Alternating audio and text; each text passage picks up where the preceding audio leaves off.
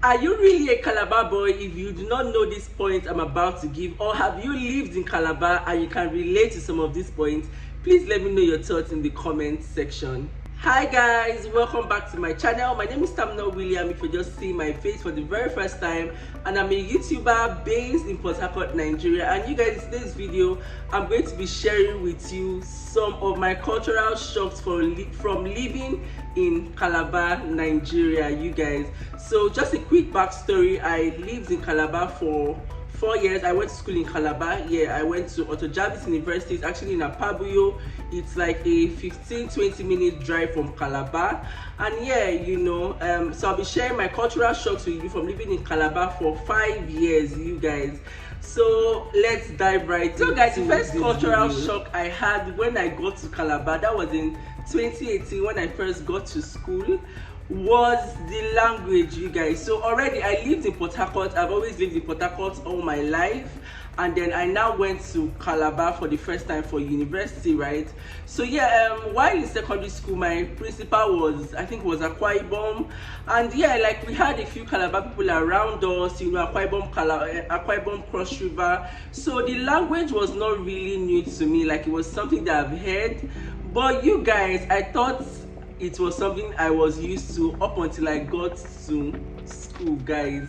So first of all, the language is not bad. This is not me trying to say the language is bad. Then coming to Calabar for the first time and actually hearing the language, like coming to a place where they're actually speaking it like very, very well for the first time, you guys, it was really an eye-opener for me, because I'm like, oh, is this not the language I used to hear in Port Harcourt? Like I thought I used to hear in Port Harcourt. But you guys, that language, Efik, is actually very, very, very, very, very deep. I remember when I got into school, my roommates in year one, I have 2 roommates were Efik people, and you guys, like I remember when they're talking to their parents or talking to like their family members, the language used to wake me up from sleep. The language used to wake me up from sleep because it was so. You guys should know now. I'm sure you should know, or you've heard the language. Let me know your thoughts in the comment section. The language used to wake me up from sleep. It was something that I thought I could actually get used to. But in my 4 years, I would say I didn't get used to the language, but then like I got used to hearing it, right? So, but aside that, when I first got into school, the language was really a cultural shock for me, because I thought I knew the language, but I didn't know it, right? But in my 4 years of living there, I would say I can actually understand a bit, yes, but then I cannot speak at all. Okay, just the basics, If you want to hear me speak, let me know in the comment section. I'm not going to speak on this video. So guys, that was my first cultural shock, the language. That was the official cultural shock I met.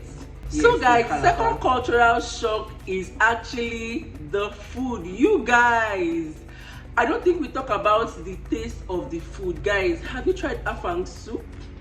Have you tried white soup in Calabar? Please, people that always say white soup is the same with the ofe nsala, it's not. You cannot compare it. It's different. You cannot compare Igbo ofe nsala with white soup. Yes, it's almost the same process, but it's different. Have you tried epang? My Calabar brothers, please let me know in the comment section. Have you tried epang?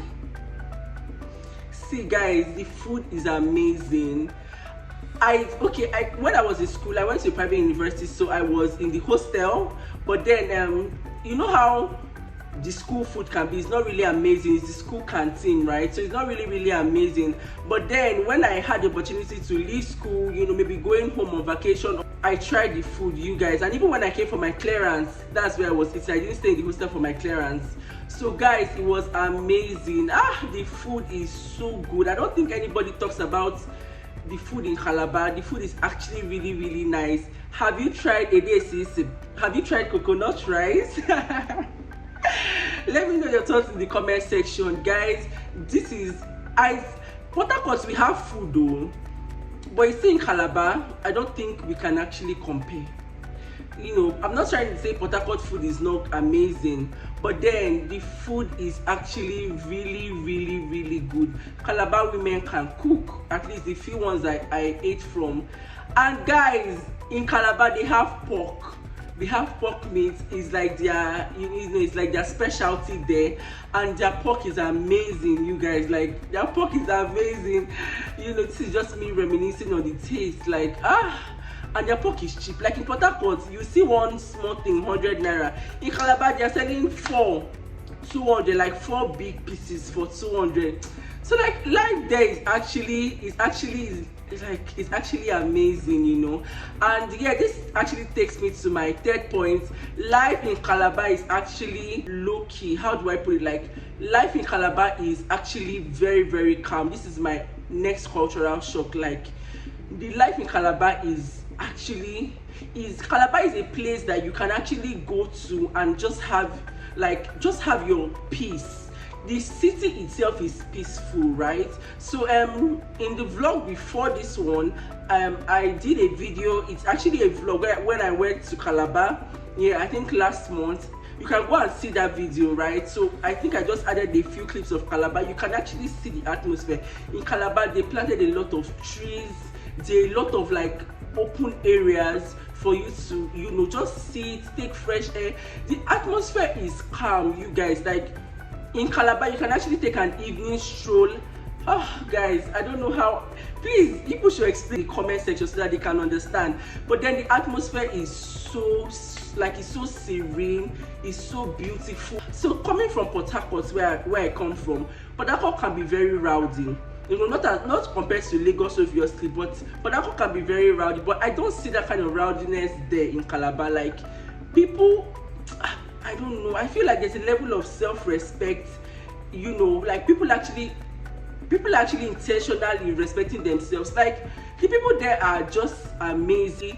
Environment is very serene. If you live on a place, maybe I can even say you can use Calabar as a retirement plan, right? So if you have like parents that have worked maybe in Lagos, or I don't know, for Abuja, I think Abuja too is quite calm, but for like rowdy cities, you can actually take your parents to Calabar and they're going to enjoy it, you guys. The atmosphere is very serene and very, very good.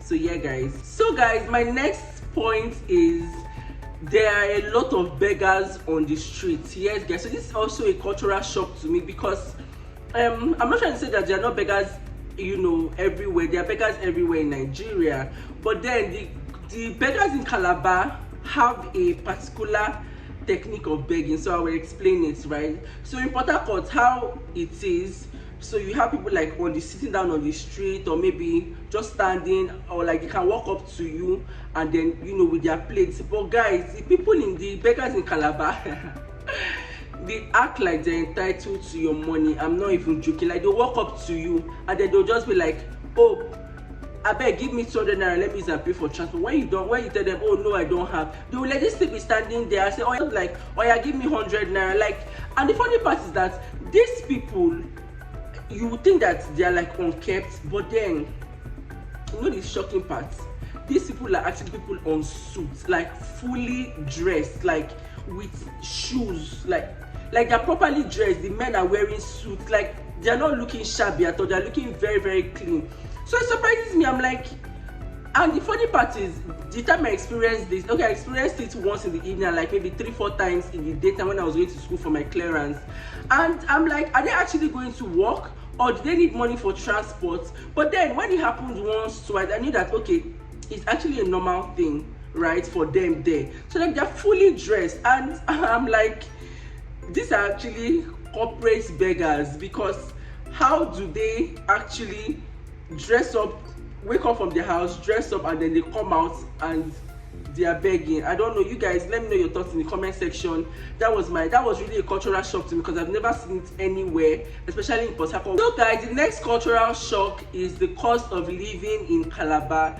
You guys, to be honest, while I was in school, I didn't really experience the cost of living, because I was in, as I said earlier in the video, I was in a private university, and we were actually there, so we didn't have to experience what the cost of living in Calabar is like. But now, from from going to do my clearance, I actually lived in Calabar and I experienced the cost of living. And you guys, I'm going to say that the cost of living in Calabar is actually expensive with regards to transportation, right? So I don't know about housing or some other utilities, maybe like light and all of those kind of things, no. But with regards to transportation, the cost of living, the transport system, like the transportation system, is actually very, very expensive, right? And also in Calabar, like in Port Harcourt, okay, so in Port Harcourt, we do not have like buses that go like for a very long route. But then in Calabar, you have buses that go like longer routes though. But then even for the short routes, the transport is expensive. To be honest, I feel like in Port Harcourt, what I will pay 400 in Calabar is what I will pay maybe 150 or 200 for the public transportation. I'm speaking with regards to the public transportation, right? And even the boat system is expensive, you guys. The boat is expensive. So now I know that fuel is expensive, right now while I'm shooting this video. Fuel is about 800 plus, but it's 800 everywhere, guys. The boats in Calabar is expensive, especially at night, right? So at night, for example, if you go out at night and you're coming back maybe let's say 10-11 p.m, you're not going to see a ride that is going to carry you for the boat price. They're going to price you offline, right? They're going to tell you, okay, we're going to do offline, and they're going to like the least they will tell you is like 7k for one short distance. So the boat is expensive. But in Port Harcourt here, if you're going out in the night, maybe you're going for something and then you're coming back, even if it's 2 a.m, 1 a.m, if it's 17 on the boat's map, that is what you're going to pay and come back. Just that you might not see a ride on time. But if it's 17 or if it's 2000 or 25, that's what you're going to pay. So that was also a cultural shock to me, right? So I feel like this particular thing does not, enhance nightlife, except you have money. Because if you're going out in the night on a budget, I don't know how you want to start paying from like 5k, 7k just for ride alone. Station is actually expensive, right? So from Etabo to Apabuyo, where my school is, I was paying 400, and that distance in Port Harcourt I'll pay like maybe 200 max, right? So that was another cultural shock to me. The transport system is expensive. Okay guys, so another cultural shock is the way the lights is wired in Calabar. I don't know how to put it, but then I found it very, very weird, you guys. So let me explain this.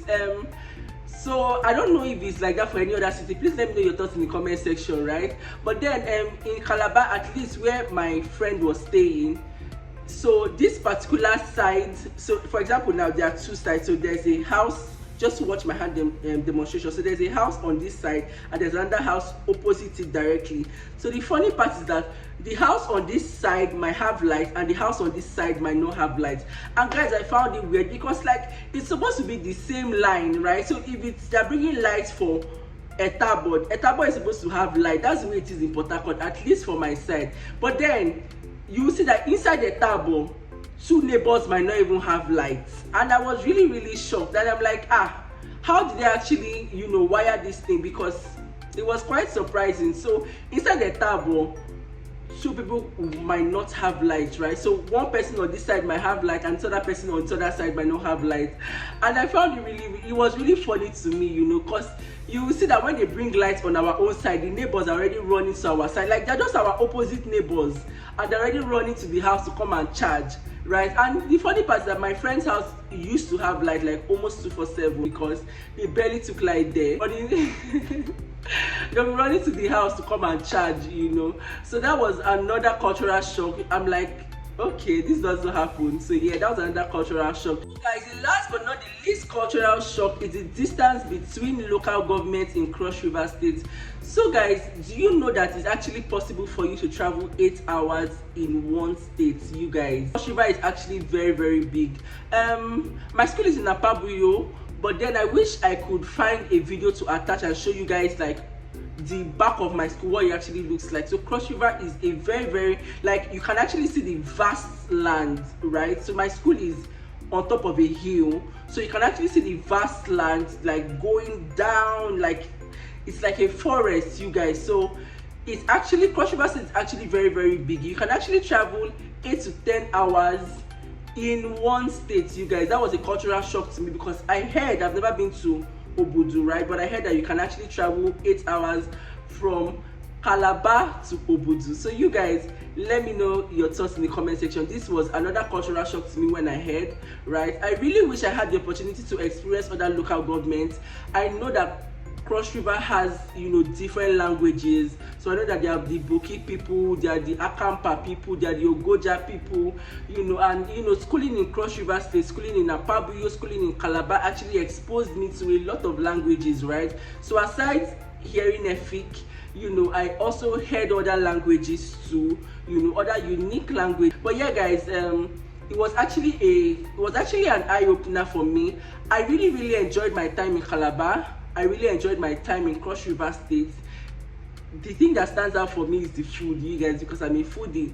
But then I really enjoyed the food. I really enjoyed my stay in Calabar. And yeah, guys, I hope you enjoyed watching this video. Please don't forget to like, share, comment, and subscribe. I'll see you guys in my next video. Bye, guys.